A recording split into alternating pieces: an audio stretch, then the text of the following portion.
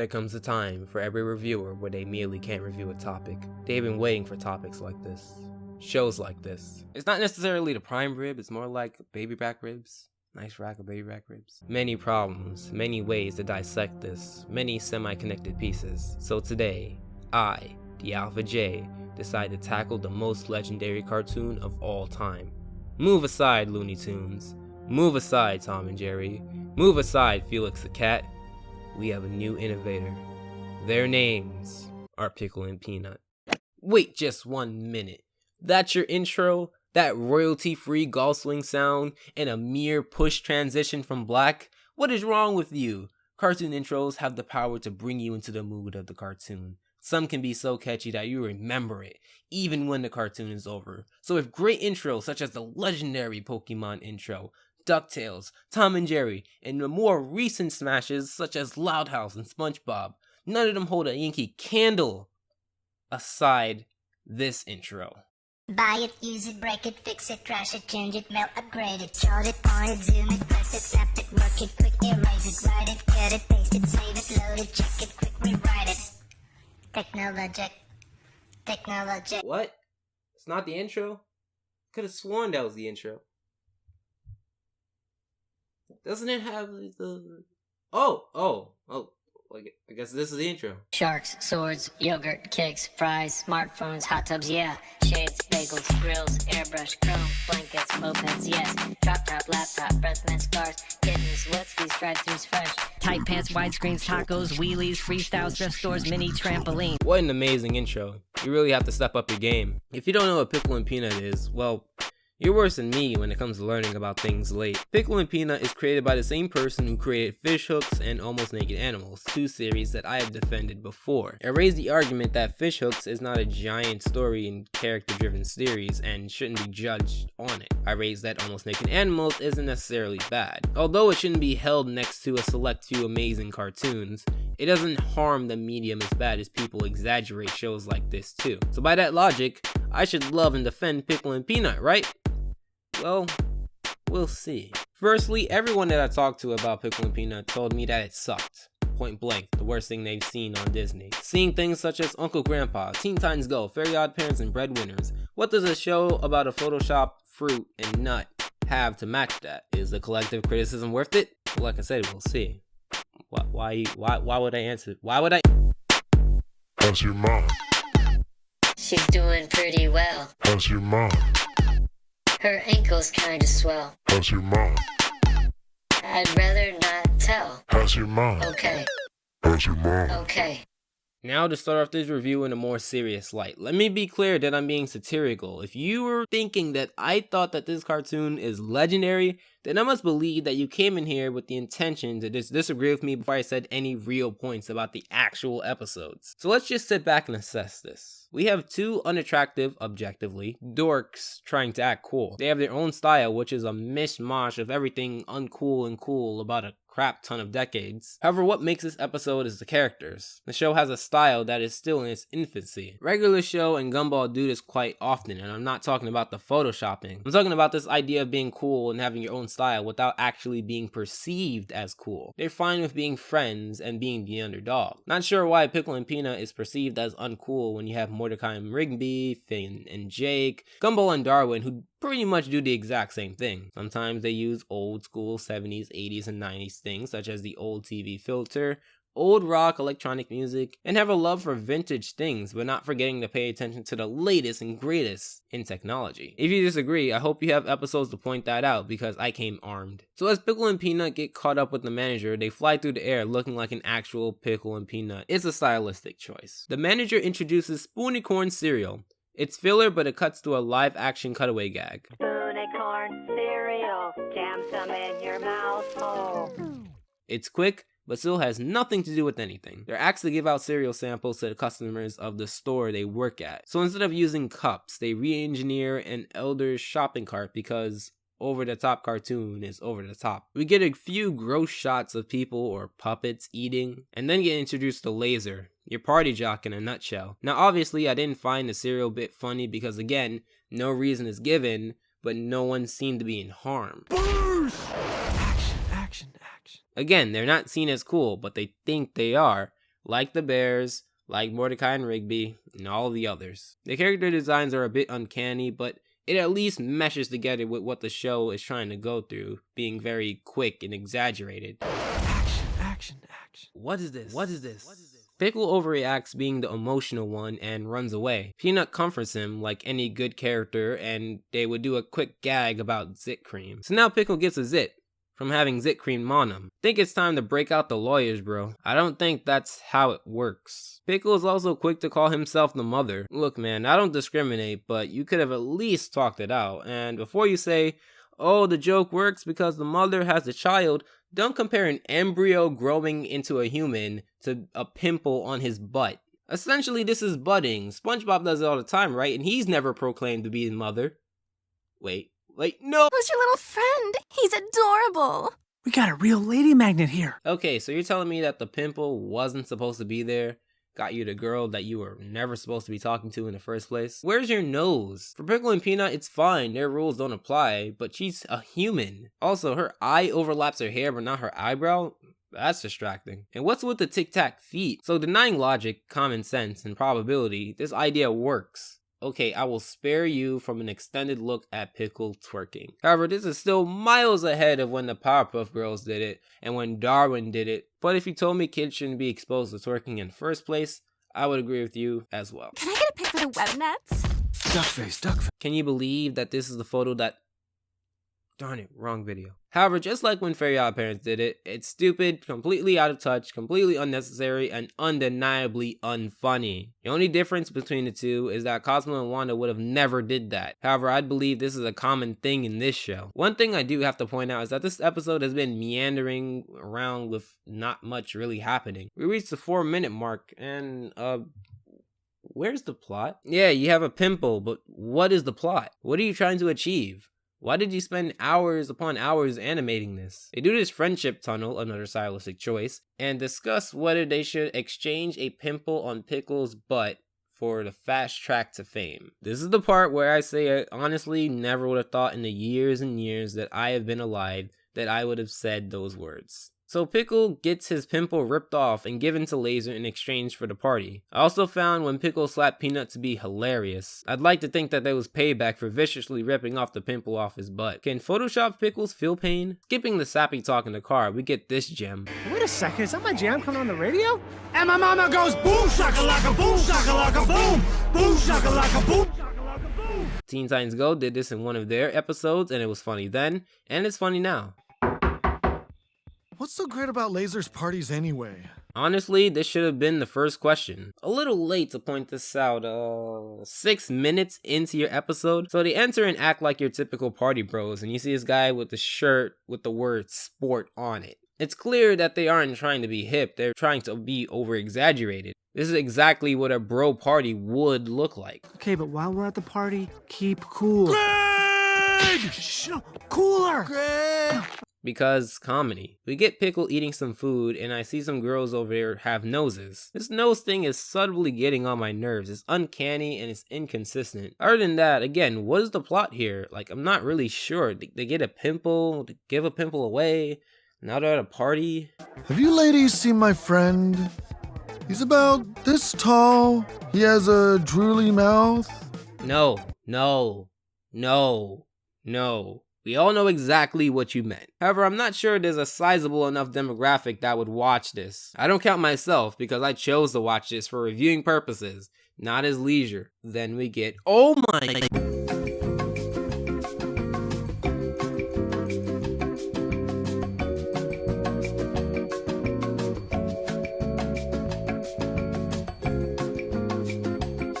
Foot, face. Foot, face. So we finally get the plot. What is it? 7 minutes? Very unacceptable. This is also where the character designs are akin to your local drunken 3 a.m. Adult Swim show. Greg! Hey,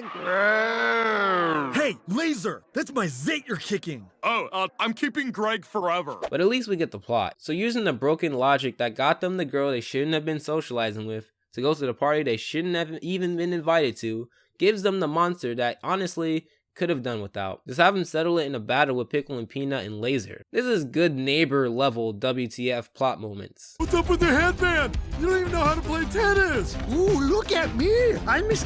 Shut up, stupid. This is the first episode. Don't. This episode went from decent to awful really quick. Quite convenient when the plot kicked in. Maybe that's the reason why he decided to delay it for nearly 7 minutes. Pickle's about to get eaten by a giant zit. I've got a plan to save him, but it's a two-man job and I really need your help. Alright, who are you? Where did you come from? Who's that girl? And what's her number? Oh my god, what is this montage? There is a semi-funny part with the champion horse, but the climax is that the zit that Pickle was taking care of, that Peanut was really the one to blame for giving it to Laser, is going to eat Pickle because plot development. So the zit ends up not eating him because this is the first episode. However, what entertainment would that be? The pilot actually being the last show because they died in the end? In fact, Greg the Zit befriends Pickle. However, insert monster is actually nice cliche, but certain people don't know and ruin the fun. Gumball did this, SpongeBob did this, and now Pickle and Peanut is doing it. Excitement. Stop with the adult humor. My god. So the monster is destroyed and people are booing at Pickle and Peanut. Ladies can wait, man. Now we've got the big audience we always wanted. Yes, you have. Yes, you have. So the episode was bad for many reasons. For one, the story just meandered for a while. It was a pimple for pimple's sake. The adult jokes in this episode were just tasteless. Yes, there's a way to do adult jokes and get away with them, but the way that they were handled here were just too blatant to miss. How's your mom? She's doing pretty well. How's your mom? Her ankles kinda swell. How's your mom? I'd rather not tell. How's your mom? Okay, How's your mom? okay. So with this next episode, we get some lighthearted fun as Pickle and Peanut play in what I believe is their backyard. They switch to this first person mode and it looks smooth for the most part. The show doesn't start off with an obnoxious beatboxing or pandering dubstep. It starts out like any other show, doing normal things, until something eventful happens. And by normal, I mean relative to the show. Such as if it was Steven Universe, they could be fighting and it would be considered normal. But if it was Clarence, that would not be normal. He runs up a tree like his buddy Peanut, but instead of landing, he somewhat misses the flip and I believe crashes to the ground. All of this still in first person. I'm not sure if they were trying to go for an immersive effect or just a random effect. Intentions point to the former, but common knowledge points to the latter. There's no reason to do it unless you were going for a cool and random effect. Oh, hey, Pickle, you okay? Yeah, I feel fine, I think. Oh, hey, Peanut. Look, check out this snake over here. It's all bent up and weird looking. So they freak out, obviously, and call for help. And now we get, Something about a broken snake thing. All right, let's hustle. This guy ain't going anywhere.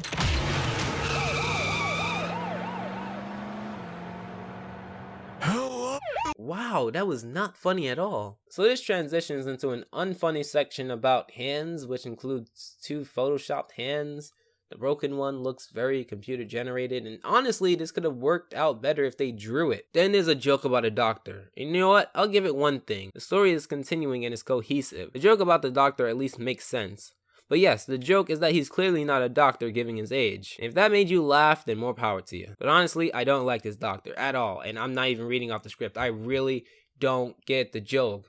If the joke is that he's not supposed to be a doctor at his age and that he's doing obviously childish things, and that was the entire joke, and that was the reason why we were exposed to him, then that was really a terrible joke, and you really should have went back to the drawing board on that. Like, seriously, I don't understand it, and they go back to it 3 times, so there's no way for you to block it out of your mind. And like I said again, I'm not going off the script because I don't understand why they thought that that particular joke was funny. A normal doctor would have sufficed for this episode. They didn't need the kid doctor, and they do this montage where it's the child doctor doing obviously not professional things at all. And it's kind of weird because when you think about it, Pickle and Peanut is really unoriginal when it comes to these tropes. And with this particular trope, it really could have used flipping it into something, I don't know, maybe funny, but it really was not funny. Sorry for that mini rant, I'll just go on from here.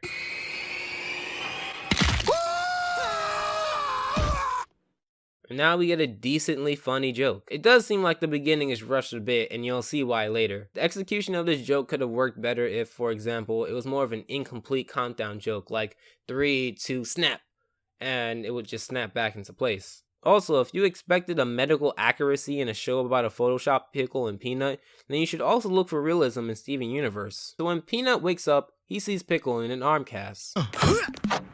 Whoa! Oh my gosh! Oh, you ladies like how I stuck that landing? Pickle, are you okay? I was thinking about all the ways this can go. Maybe Pickle becomes untitled and a jerk to Peanut. Maybe Pickle gets arrogant and gets into a competition he clearly can't win. Maybe Peanut becomes super scared about breaking his arm. No, they don't do any of those ideas. They go for a more alternative option. 2 more things. One of the ladies asks to sign Pickle's cast and they draw the gangster S, as they say where I'm from. You know, the one you did back in middle school? 2. One of the ladies asks a very uncomfortable question. Have you seen how big his cast is? Considering their innuendo in the last episode, I wouldn't put it past them that this is something as well. I do have to appreciate one thing. This episode could have turned very sour. Peanut is still very supportive and empathetic despite being stiffed by those 2 women. Give the show one thing, it's highly unoriginal in terms of the plot, but wherever it got its creative inspiration from, that place at least has a decent foundation in competent storytelling, at least for this episode. So Pickle goes around and tells the story to anyone who will listen,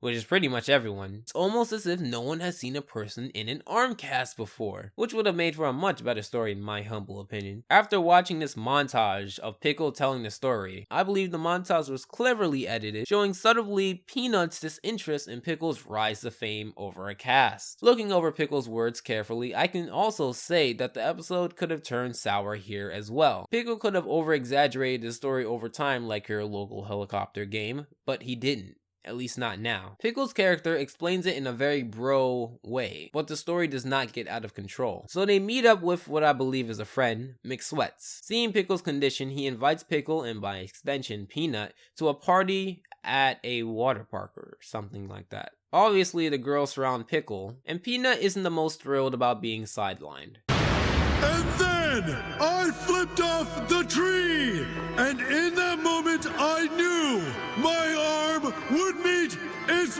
maker. No one cares about little old me. This brings up an interesting perspective. Peanut's fear is being thrown to the side by not only Pickle, but everyone else. However, his delusions don't really count up with what Pickle is doing. In fact, Pickle has been reacting just like how any other character would act. Very positive and somewhat humble about it. That is what makes this episode more tolerable than the last. So as Pickle is being dropped home, Peanut tries to gather his thoughts, using the head of a werewolf, alien invader, and oh, no, I don't need it, I can bear this, but why? It looks so out of place with everything. You know how people add faces over moving people or computer generated special effects like in the movies? Yeah, this is the uncanny kind of way to do that. There's an art to using live action in your work. Trust me, there is. SpongeBob does it from time to time. They even integrated a live action person in a gorilla costume in that one episode where SpongeBob did not want to come out his home from fear. There's a way to do it and make it look cohesive with the style that you're going for. Even here. They do it quite often, and in the next episode it looks much better. Whatever that is, looks very weird and should have been thrown away before it aired.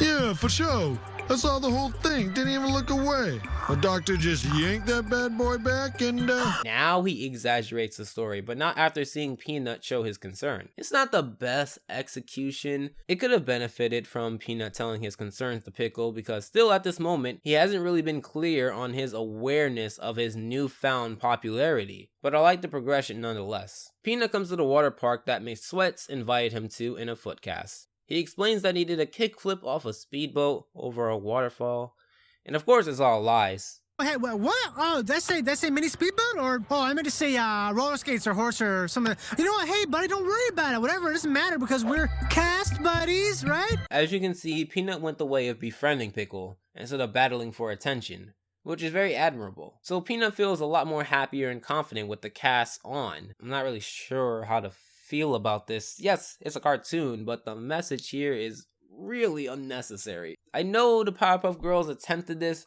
but they did not go through with it for a good reason. The only reason Peanut got the cast was to get back attention. Again, to the audience, what has Pickle done to make Peanut feel this way? Absolutely nothing. It was the people around Pickle that made Peanut feel insignificant. Although Pickle did end up exaggerating the story later on, Peanut was nowhere near. They meet up with Laser. You know, the guy who wanted to keep a pimple that was on a Pickle's butt? Yeah, the guy with a shirt that was dry clean only. It's dry clean only! Now they went to a water park, which means that the cast may be, or is at extreme risk to get wet. They also keep turning Pickle's cast, which upon the first time viewing, I thought it was in a wrong spot. So of course they don't get to ride the rides because safety. So I'm gonna skip the speech from Peanut because it's one of the most idiotic things to come out of this show. So let's say Peanut gets on the ride. No one questions his foot during all of this. So there's a lot wrong on this side.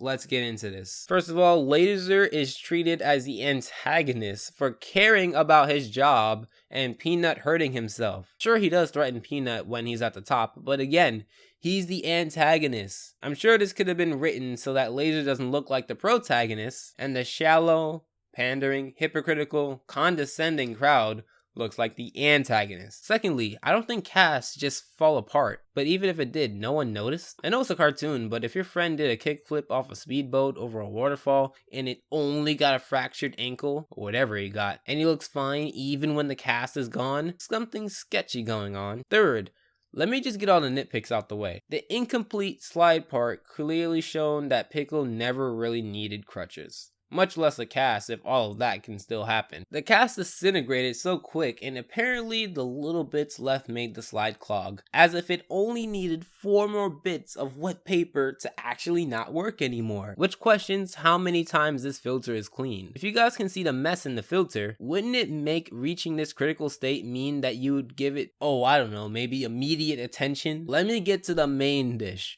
the main problem, the main plot hole, the main head scratcher. So we see Peanut slide down the tube. Then we see Laser slide down the tube. So ideally, who should come out first? Peanut, right? How are you there? Either they forgot how logic works, or this is some really poor editing. Peanut! Oh no, the snack shop! Oh no, the pool!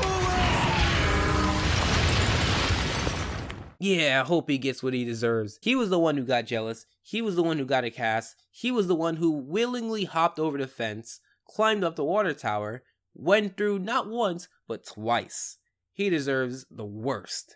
Peanut, are you okay? I can't believe you survived all that acid. Well, that wasn't what I expected. Those tentacles are really disgusting. Can someone in the comments point out what is this? Anyways, they have a really nice moment when Pickle gives Peanut his 5 minutes of glory and the worst abomination and Photoshop animation comes back to haunt me. Honestly, this episode isn't as bad as people think. The good points are there. Pickle didn't do anything wrong. Sure, he gave himself the injury, but he was humble for the most part and reacted to the pandering, shallow townsfolk the way that any other good character would. The plot was more connected than the last one, and the hip parts were kept to a minimum. Peanut was the real culprit here. He was jealous, and he never talked to Pickle about anything. Peanut was the one who got the fake cast from that mediocre excuse for a real doctor. He practically caused his own injury. The only good thing is that Peanut did get his just desserts at the end.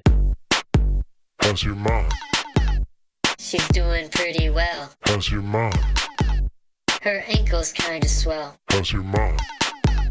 I'd rather not tell. How's your mom? Okay. How's your mom? Okay. What if I told you that there's actually a decent episode out there? I would even argue that this episode is pretty good. Let's check it out. The episode starts off with Peanut getting a new board game and Pickle baking cookies. Simple enough. They foreshadow the danger ahead when Peanut is seen eating a mint chocolate chip cookie from this particular box. At first, Peanut isn't interested in the cookies that Pickle is making. Then such love, such joy, such ecstasy. I found this reaction very funny considering the trope that it's using. He shows his love and appreciation for not only his grandmother, not only the tradition, but just the time he implies that he spent making the cookies. Say whatever you want, but Modern Cyborg has nothing on this guy. It's like there's a little bit of her in everyone. Again, more foreshadowing for what's to come. I do like how Pickle does not want to commercialize what is a family tradition. Peanut makes the effort to help Pickle spread the cookies around town without money, but through the love of giving. I can appreciate that, considering that this is at the moment harmless. Everyone who tries the cookie gives a similar reaction, almost if they were on drugs. To be honest, it should be over the top enough so that no one takes this seriously. One cardinal argument to my case would have to be this guy.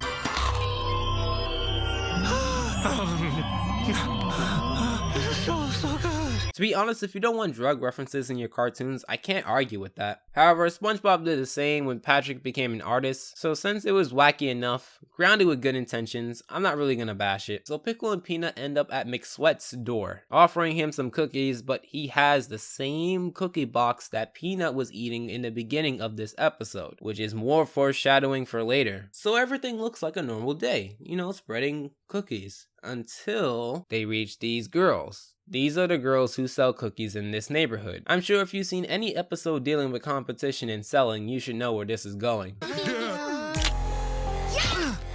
I've been stabbed! What? What are you doing selling cookies on sugar bee turf? So although they like the cookies, they're not so quick to surrender or show their love for them. I kind of like these antagonists more than Laser and whatever antagonist was in the previous cartoon. These actually have a goal, they're relatable, and although it's unoriginal, the twist can work for a comedy show like this. So of course, Peanut stands up for what's right, considering that they do have a right to give the cookies away. Little do they know, these girls run this neighborhood, or as they say in this cartoon, the hood. The plot for this starts 3 minutes in, which is faster than the episode before this, and much earlier than the first episode, and the progression is fairly well. The next day, they try sending the cookies, and oh my god, that dog left. My goodness. Pickle and Peanut were barely in the frame, and that dog just dipped. You couldn't have made a living being run that fast, even if you mentioned a Gravity Falls Teen Titans Go crossover. But anyway, the music here is pretty nice. It sounds very synthesized. They try to give a cookie away to that guy who went into a euphoria over baked goods, but he just knocks himself out. They try to give one to McSweats to see him beating up badly. Whatever those girls did really did a number on the entire hood. They also make it very clear that the girls did this, not any outside force. Oh, I'm gonna bash some. Whoa, violence is not the answer. Well, they did pull a weapon out on you. Or if you don't think it's a weapon, they pulled out a utensil and used it as a weapon. They also show another photo of a grandmother. For spoilers' sake, I won't spoil what it is so important about this particular grandmother. The next scene, Pickle and Peanut are seen bouncing up the walkway to their house, looking like tween photoshopped objects. However, I strongly believe this stylistic choice is just laziness. No, not the entire show, that's another video in the far future. I mean this scene and how they portrayed Pickle and Peanut. Walking in to see their house infested with small animals and filth, they also realize that Pickle's grandmother's secret recipe book is missing. Pickle finally snaps, and they meet... Wait, who are you? Maybe because I watched a handful of these episodes out of order, but I don't remember seeing her. Her part, for the most part, drags the scene out more than it needed to be. It's just another part to plug whatever board game that is. It just comes back at the end, and this scene could have been avoided entirely. What do you want? Oh, hi there. We just thought you might want to check out this friendship tunnel.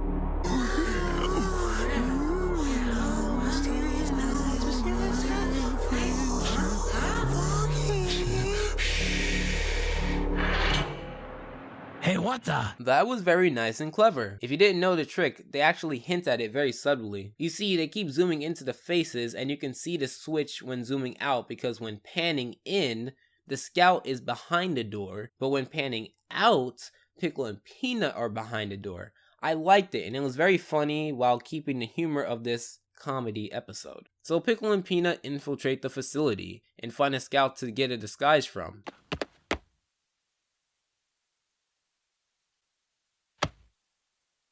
But Peanut, you were the one who pointed out the little girl and requested the stun wand while never looking over there. Either you knew about the uniforms, then realized this was a kid show and we can't play WWF and knock someone out with a bat, or you didn't know and animators forgot to turn your head. Let's pretend it was the latter for animation's sake, please. I would also like to point out the face she had. Maybe there's an underlay of hypnotion, which wouldn't be off-field because of the way that everyone in the town acted after the persuasion from the first two girls. So skipping obvious spy moments, they reach the main base. Quite easily, I might add. Oh, you doubt my ability? The formula for homemade minty choo-choos is the most scientifically complex cookie recipe known to man. Why does every cook in these bad shows have to be foreign? Sometimes they're French, sometimes they're Spanish. I'm not even gonna comment on this one. Americans can cook, alright?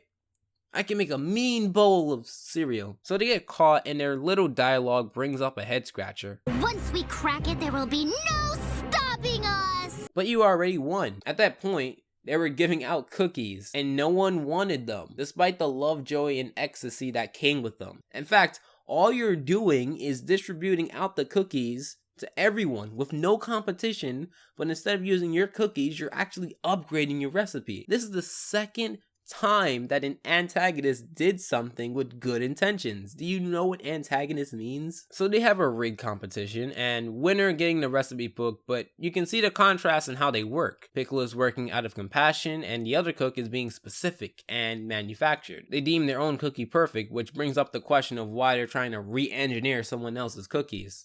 Here goes.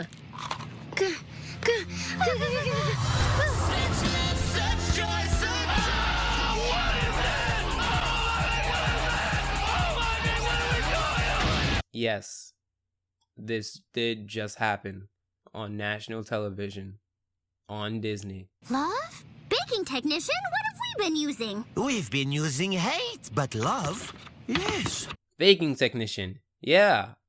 Bacon technician. Main character, what have we been using? Insert reply, insert reaction. Right, bacon technicians, get out of here. Apparently they have been using hate, and now they wish to work alongside Pickle and Peanut. All is well again, and the Sugar Bees seem to be friends. So now, ladies and gentlemen, if you ever wanted to know what love looked like in physical form, here you go.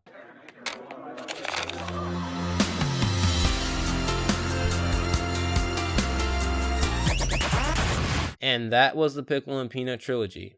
I reviewed a bad episode, an average episode, and a good episode.